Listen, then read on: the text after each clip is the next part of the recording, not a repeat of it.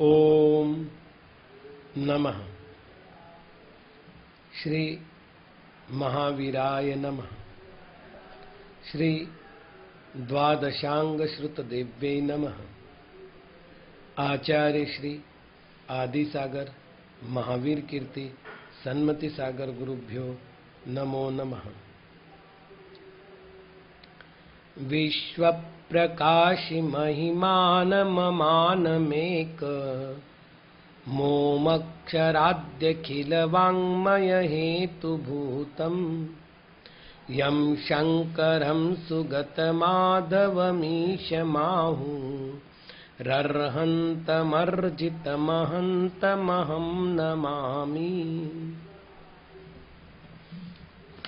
कल हम लोग यह समझ चुके थे कि 4 प्रकार के महानाद होते हैं और उन 4 प्रकार के महानादों का श्रवण करने से उसके होने वाले फल क्या हो सकते हैं। उस नाद के केवल 4 भेद होते, ऐसा कल देखा था। उन नादों के नाम क्या है, उसके काल की विधि क्या है, इत्यादि अनेक प्रश्नों का उत्तर देने के लिए यहाँ पर श्लोक दिया जा रहा है। शशधर हुत भोजी द्वादशार्धद्विषट्क प्रमिति विदित मासई स्वस्वरूप प्रदर्शी मदकल परपुष्टा बोध नद्यांबुराशि ध्वनि सदृशरवत्वात् जायते सा चतुर्धा।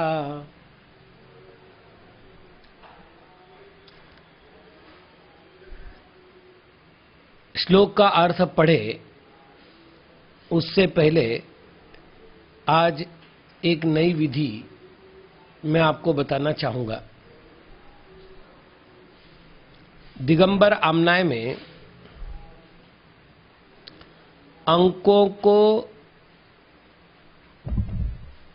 को लिखने की जो विधि है वो अलग अलग प्रकार से है।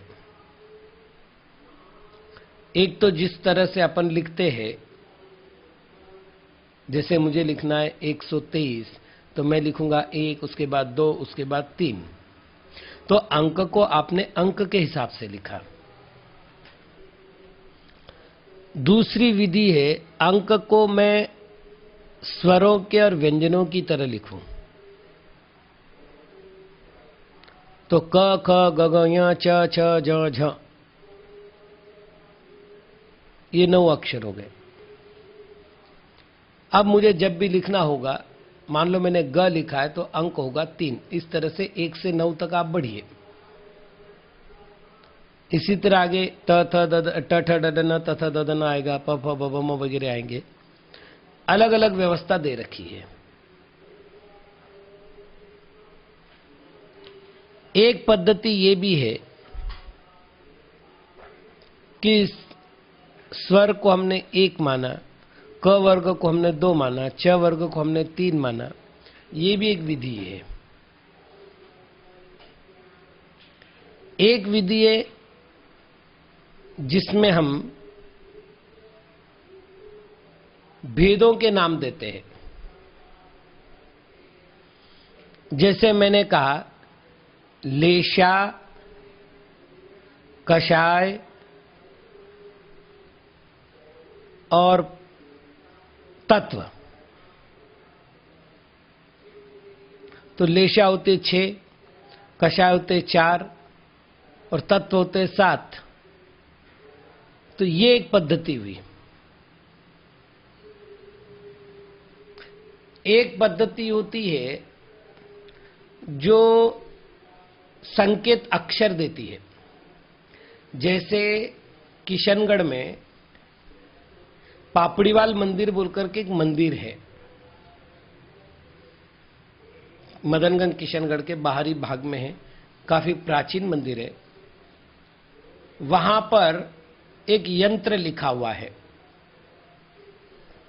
तांबे का यंत्र है और उस तांबे के यंत्र पर उसका निर्माण काल खुदा हुआ है। वहां निर्माण काल है संवती नेत्र बानाष्टेन्दु प्रमाब्दे।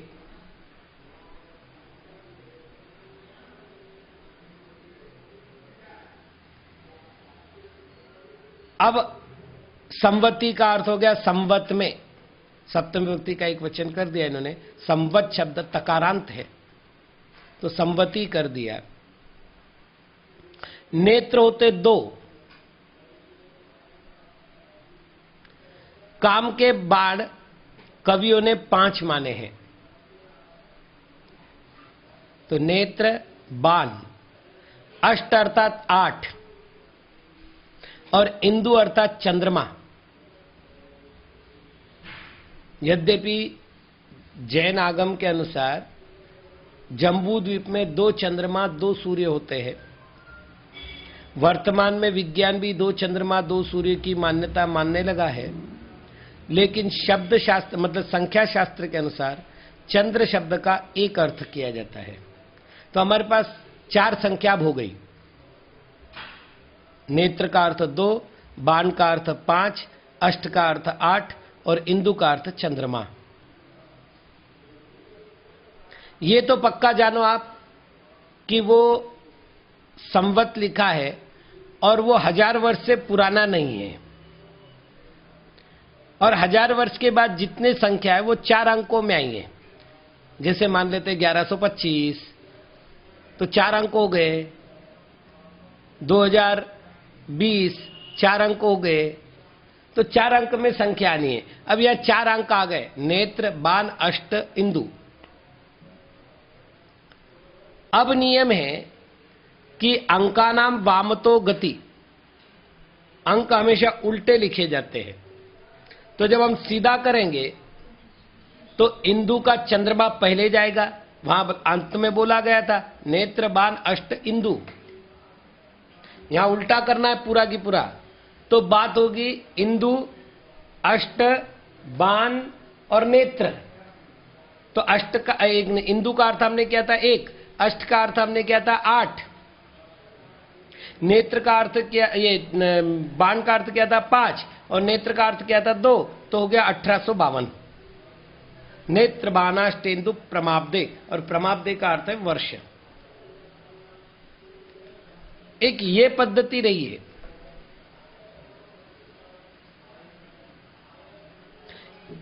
शांति विधान जो सूरजमल बाबा जी ने हिंदी अनुवाद किया है, उन्होंने लिखा शून्य नेत्र शशि तुल्य जो संख्या वाले देव, पूर्णार्घ है।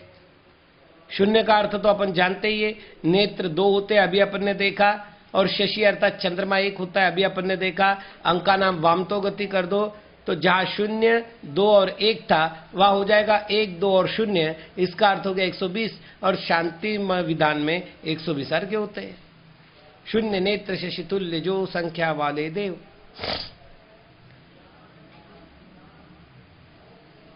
कई बार अंकानाम वामतो गति प्राप्त करने के लिए संख्या ही दिए, इक 9 वसु इक वर्ष की तीज शुक्ल वैशाख, इक 9 वसु इक 1851। आचार्य श्री दुर्गदेव महाराज का एक ग्रंथ है जिसका नाम है कल्याण कारकम। उस कल्याण कारकम की प्रस्तावना में एक औषधि बनाने का प्रकरण आया है। वहां एक सूत्र दिया उन्होंने, सुतम केसरीम मृगम गंधकम नवासार ध्रुमम।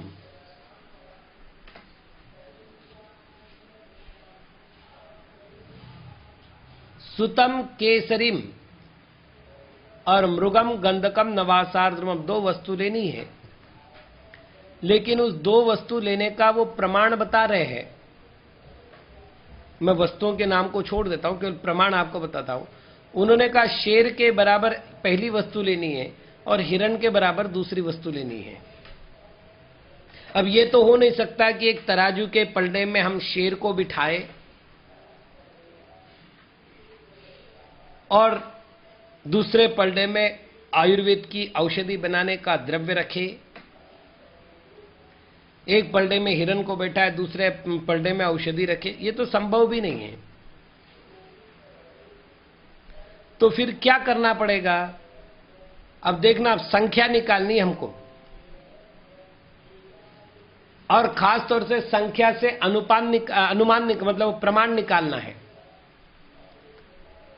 तो आप देख लीजिएगा कि हम कैसा करेंगे। 24 तीर्थंकर है, 24 तीर्थंकर के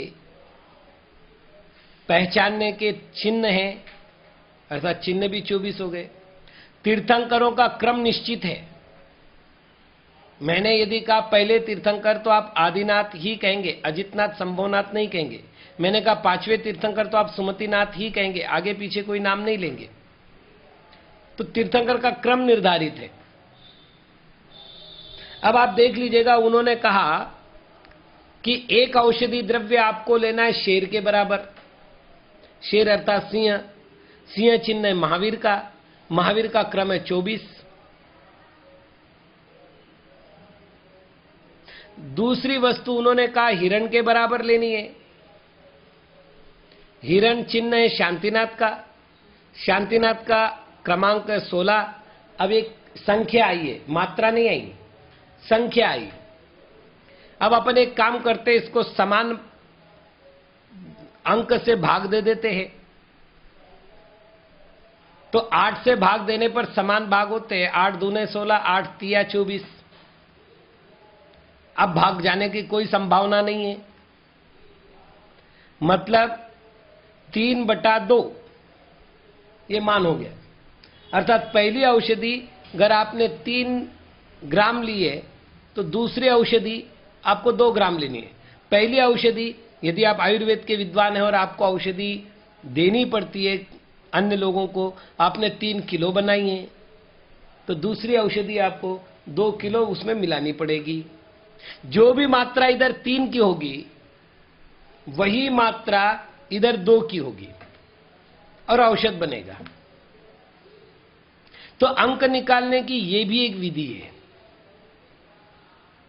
और अंतिम विधि जो मैंने अभी 1 मिनट पहले ही बताई थी कि हम सांकेतिक शब्द लेते हैं और सांकेतिक शब्दों के बल पर हम दूसरे अर्थ निकालते हैं। इस संबंधित आपसे एक बात कहना चाहूंगा। मेरी एक पुस्तक है जिसका नाम है सुदाखंदो।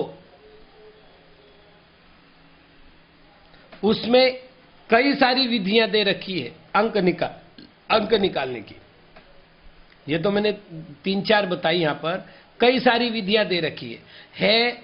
जिनवानी का वर्णन करने वाला ग्रंथ सुदाखंदो प्राकृत नाम है, संस्कृत में उसका नाम होगा श्रुतस्कंध। और श्रुतस्कंध कहते हैं 11 अंग 14 पूर्व को।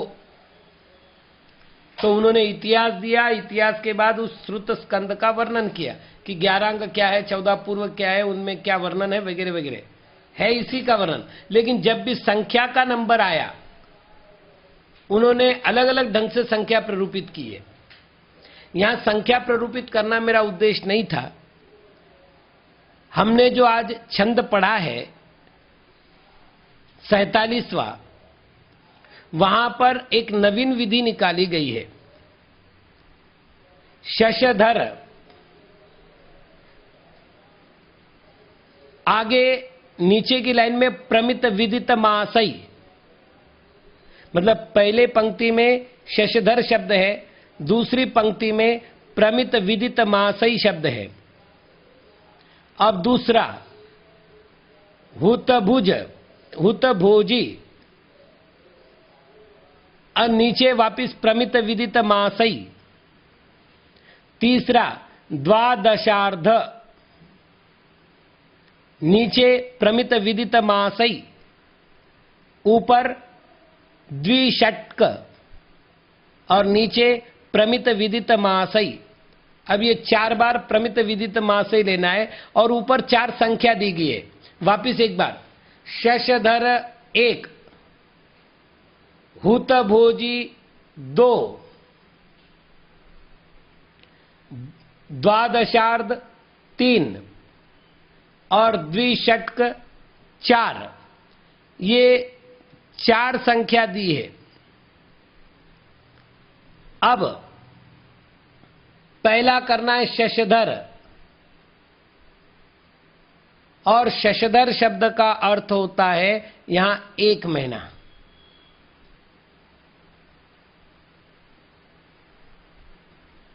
शशधर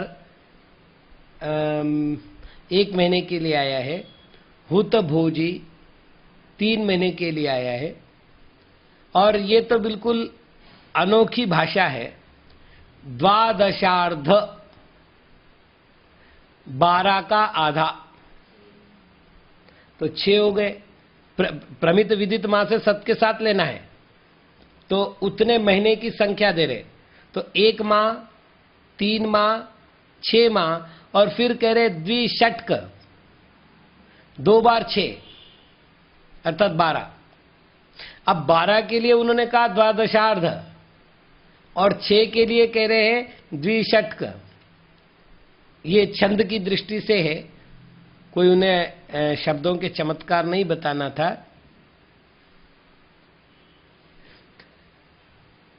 तो ये 4 अंक हमारे पास निकले, 1 महीने, 3 महीने, 6 महीने और 12 महीने। इतने दिन तक साधना करनी है।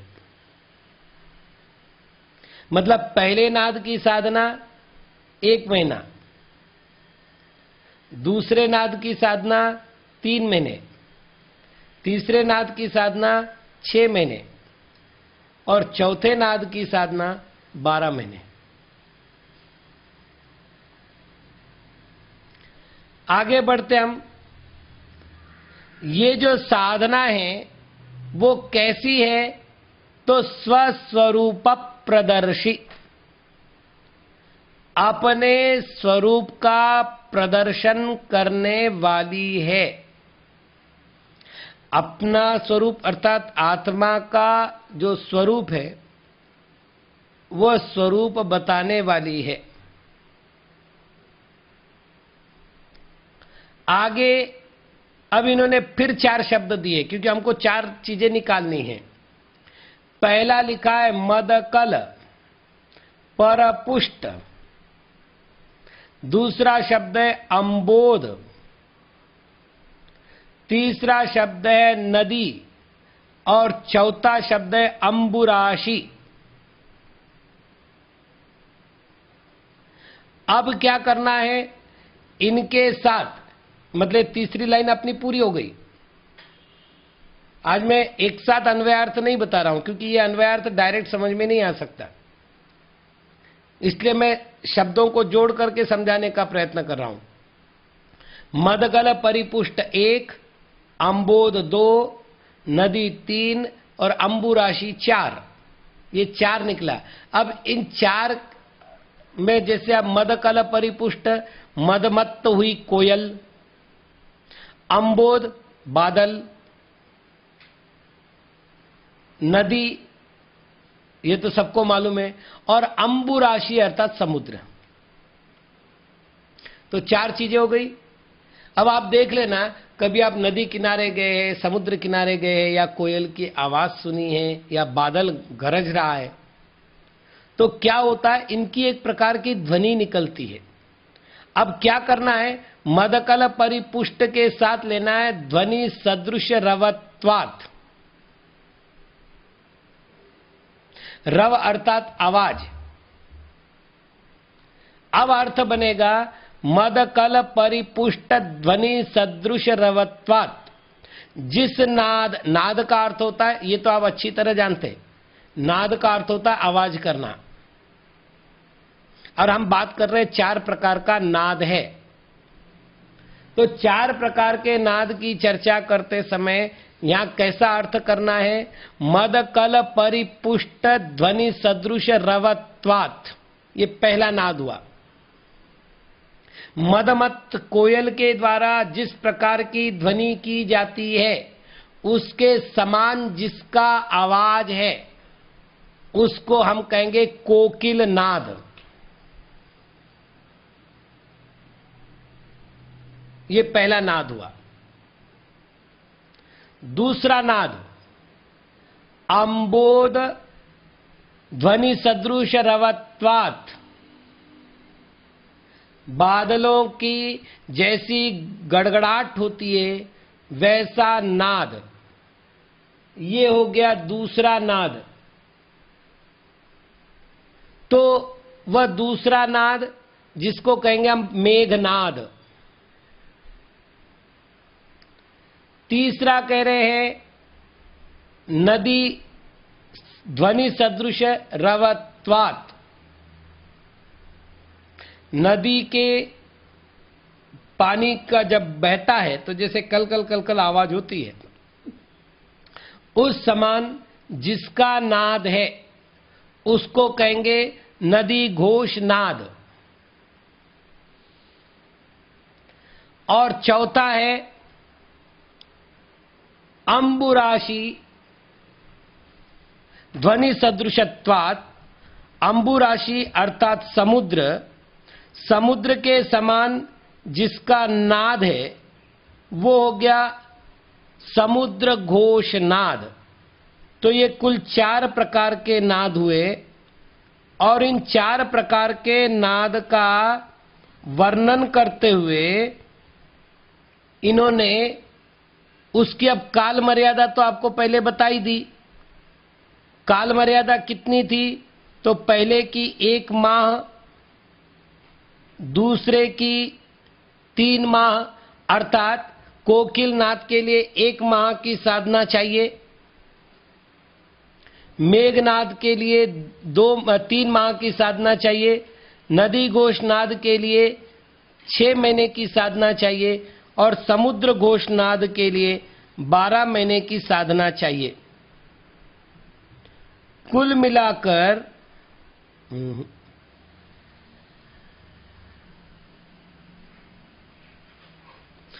मिलाकर ये जो है आपके पास 4 प्रकार के नाद और 4 प्रकार की व्यवस्था हो चुकी है।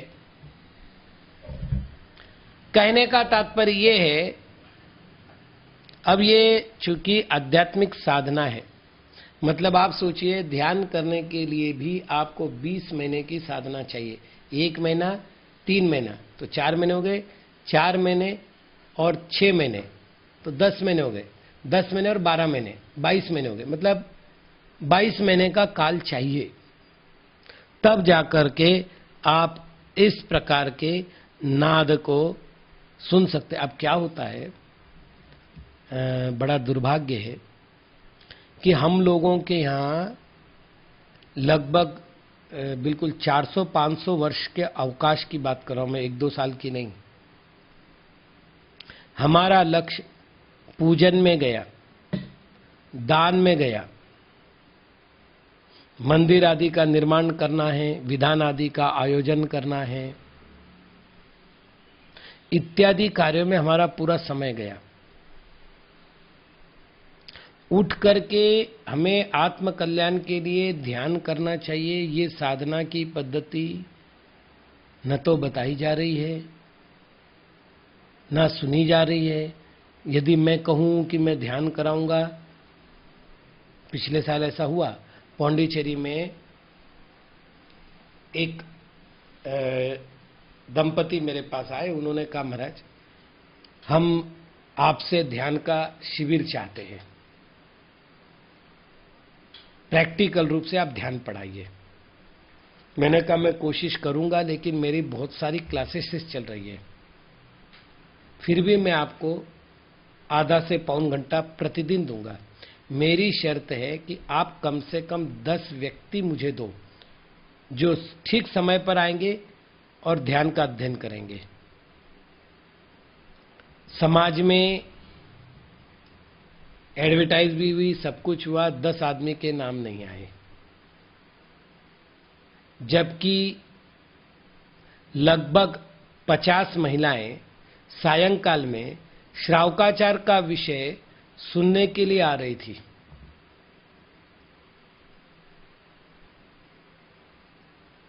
तो बड़ा विचित्र है। आज आपको कह रहा हूं, एक आमनाएं तो ऐसी हो गई जो कहते हैं ध्यान का अभ्यास कराने की जरूरी नहीं है, ये सब आडंबर है। तो बड़े बड़े शिविर तो लेते, लेकिन ध्यान शिविर की कभी चर्चा नहीं होती, वहां केवल आध्यात्मिक शिविर होते हैं।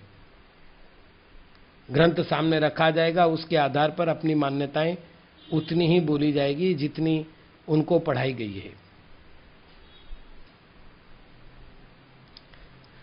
और बाकी जो चल रहा है वो सारा क्रियाकलाप को लेकर के चर्चाएं चल रही है। और दुर्भाग्य बता रहा हूं कि स्याद्वाद मतावलंबियों में तो दूसरे के मत को सुनने की, दूसरे के मत को समझने की और दूसरे के मत को शांतिपूर्वक विचार करने की क्षमता होनी चाहिए। विश्व के सारे मत जिसमें सम्मिलित होते हैं वही है स्याद्वाद मत। लेकिन अब तो सुनने की ही क्षमता नहीं बची। इतनी उग्रता आ गई है कि कई बार ऐसा लगता है मंदिर जाए कि ना जाए। कई बार ऐसा लगता है। अच्छा, ऐसा नहीं कि कोई ज्ञान हो। जैसे आपको बताऊं, अभी एक प्रश्न आया है, शांति धारा बोलनी है। बिल्कुल मैं आपको छोटा सा प्रश्न दे रहा हूं, शांति धारा बोलनी है। तो शांति धारा में मंत्र था नरमारिम, तो अब बोलने ले जाने लगा है नरमारिम नारी मारिम।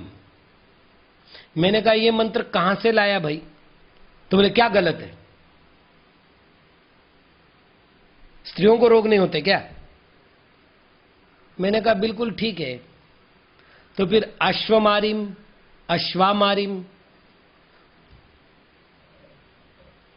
ऐसे दोनों कर रहे हो क्या आप? मतलब घोड़े को होने वाले रोग, घोड़ी को होने वाले रोग, गजमारिम गजामारिम। अरे भाई, वहां जो नरमारिम है वो नर का अर्थ मनुष्य नहीं है, मतलब पुरुष जातीय मनुष्य नहीं है,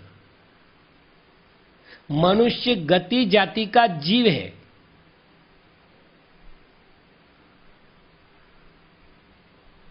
जैसे नरक से जीव निकला और मनुष्य गति में आया। पंडित दौलत राम जी ने लिखा कि वो नर गति लहे,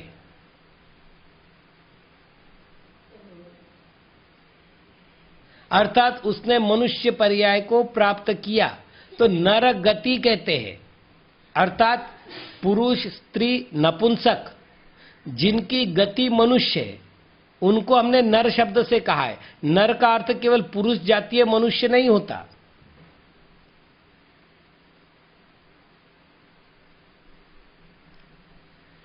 एक विद्वान है, उन्होंने कहा शांति धारा बोलना सबसे बड़ा पाप है, इसमें महान हिंसा होती है। मैंने पूछा पंडित जी ये आपने कैसे मान लिया कि शांति धारा बोलने में महान पाप होता है? बोले देखो उसमें लिखा है नर मारिम, मनुष्य को मारो, छिंदी छिंदी भिंदी भिंदी, छेदो छेदो भेदो भेदो। मैंने कहा आपने मारी शब्द का अर्थ क्या लिया? बोले मारना, सर्वत्र है मारी को मारना अर्थ। मैंने हाथ जोड़ दिया, मैंने कहा पंडित जी अच्छा किया, आपके कॉलेज में आपके स्कूल में मैं नहीं पढ़ा। अरे भाई, मारी शब्द या स्त्रीलिंगी है, क्रियावाची नहीं है, संज्ञावाची शब्द है। और मारी शब्द का अर्थ होता है महारोग। और जो शांति धारा बोल रहा है वो कह रहा है नर मारिम, मनुष्य की जो बीमारी है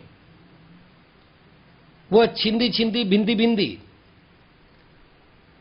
और ये छिंदी भिंदी धातु का जो प्रयोग होता है वो उच्चाटन मंत्रों में होता है।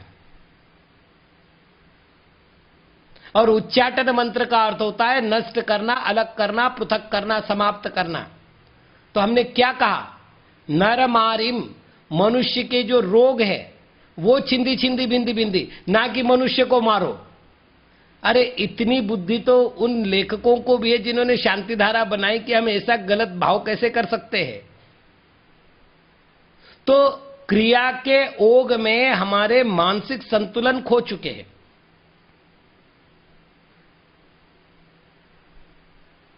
और मानसिक संतुलन खोने के कारण से हम जो मन में आए सो बोल रहे हैं। ऐसे समय में यदि ध्यान के द्वारा मानसिक संतुलन प्राप्त करते हैं तो उसका फल है कि स्याद्वाद की रक्षा कर पाएंगे। कम से कम मैं शांति से दूसरे के पक्ष को सुनूं तो सही है।